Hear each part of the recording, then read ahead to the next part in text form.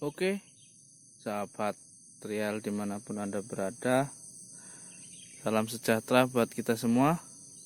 Salam sehat, salam satu lumpur. Di video kali ini saya akan membahas tentang kesalahan petani, kesalahan teman-teman petani saat menanam varietas padi bermalai panjang. Apapun itu, Rajasa 01 atau Mapan 05, ya, Supadi, Setani 13A, 13B dan 13C. Ini di depan saya adalah Setani 13A ya. Ini penampaknya seperti ini. Ini secara nutrisi saya memang kurang, perawatan saya juga kurang karena yang di sebelah sana yang sahabat-sahabat lihat di video sebelumnya itu sudah dimakan tikus, walaupun di sebelahnya ini itu IR64 masih utuh. Jadi saya sedikit ngedon ya, sedikit putus asa, karena punya saya yang di tengah ini sudah dimakan, tapi yang sebelah kok berhenti punya saya sampai habis satu kotak ya. Tapi saya tidak akan membahas itu. Yang saya bahas adalah kesalahan petani saat menanam varietas padi bermalai panjang. Ini depan saya Setani 13B ya. Ini bersebelahan dengan punya saya. Ini sahabat bisa lihat ya.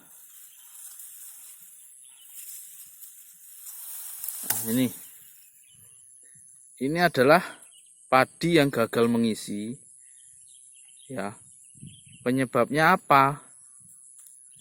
Yang pertama, tanam terlalu banyak. Kalau dalam bahasa Jawanya ombol. Jadi kalau terlalu banyak saat kita penanaman, otomatis nutrisi yang kita berikan harus juga banyak ya. Berbeda dengan kita tanam Jarwo 21 ya. Kalau kita tanam ombol ya seperti ini, karena nutrisinya kadang yang kita berikan kurang memadai. Yang kedua, pemberian nutrisi yang tidak berimbang. Jadi kebanyakan teman-teman itu, saya sering katakan di video saya setiap menanam padi itu sudah 4 kali tanam. Karena memang 4 kali tanam ini saya selalu tanam varietas dari MSP ya, yang notabene-nya malainya itu panjang. Saya tidak pernah memberikan urea berlebih. Jadi saya cukup dengan NPK Ponska 2 sak dengan luas lahan 1250 meter persegi, itu sudah cukup buat saya. Nah, Kenapa pembelian urea itu jika terlalu banyak berakibat gagal mengisi? Karena yang subur itu daunnya. Sahabat-sahabat bisa lihat ya, daunnya subur sekali ya. Buahnya nyaris tidak terlihat. Nah itu ya. Jadi ketika kita terlalu banyak memberikan nutrisi yang kandungan N-nya tinggi, daunnya itu terlalu lebat. Jadi dia pengisiannya tidak sempurna karena nutrisinya terlalu banyak di daun. Jadi itu ya teman-teman ya.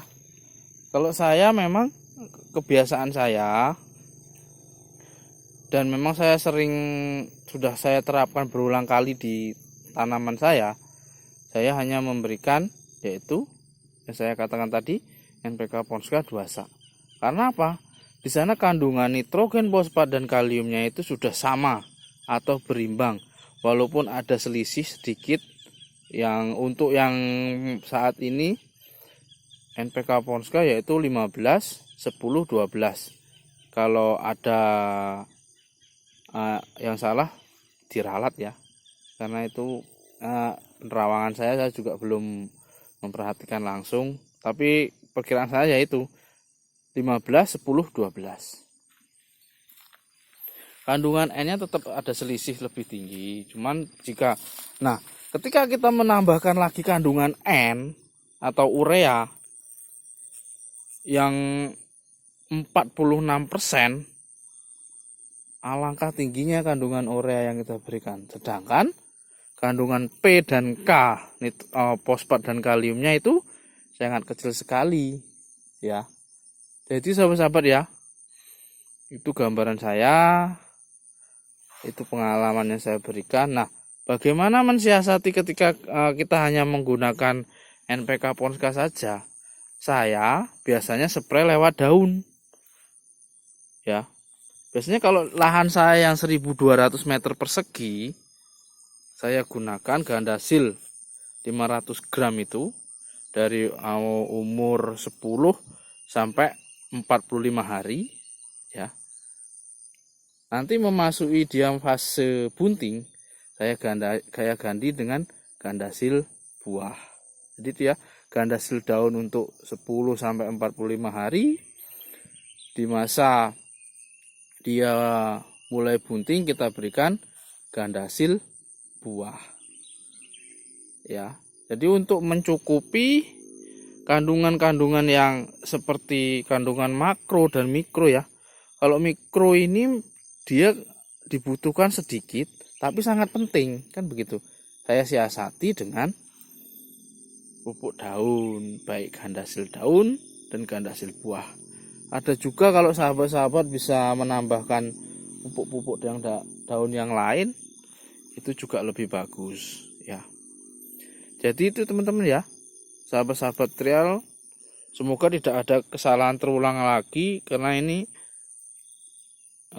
sangat disayangkan ketika kita punya varietas padi Malaya panjang seperti ini, tapi kalau nutrisi yang kita berikan tidak memadai, sama dengan bohong, kan begitu.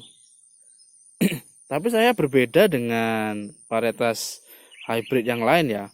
Kalau hybrid yang lain dia kan varietas anakannya sampai bisa di atas 60. Nah, tapi kalau jenis sertani ini dia hanya 40 dan itu bisa keluar malai semua. Jadi kalau kita memberikan nutrisi yang berimbang, itu tidak akan ada nutrisi yang terbuang. Karena nyaris semuanya anakan yang mencapai 40 itu dia bisa produktif semua. Oke, segitu dulu ya. Semoga bermanfaat. Terima kasih buat teman-teman yang sudah subscribe channel saya. Moga-moga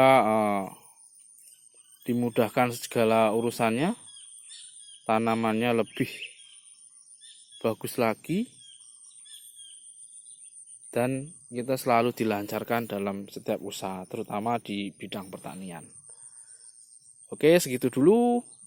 Maaf jika ada kata-kata yang salah.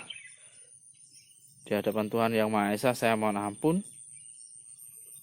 Jangan lupa jika ada yang kurang jelas, bisa sahabat-sahabat komentar di bawahnya. Oke, terima kasih. Sampai jumpa. Salam satu lumpur.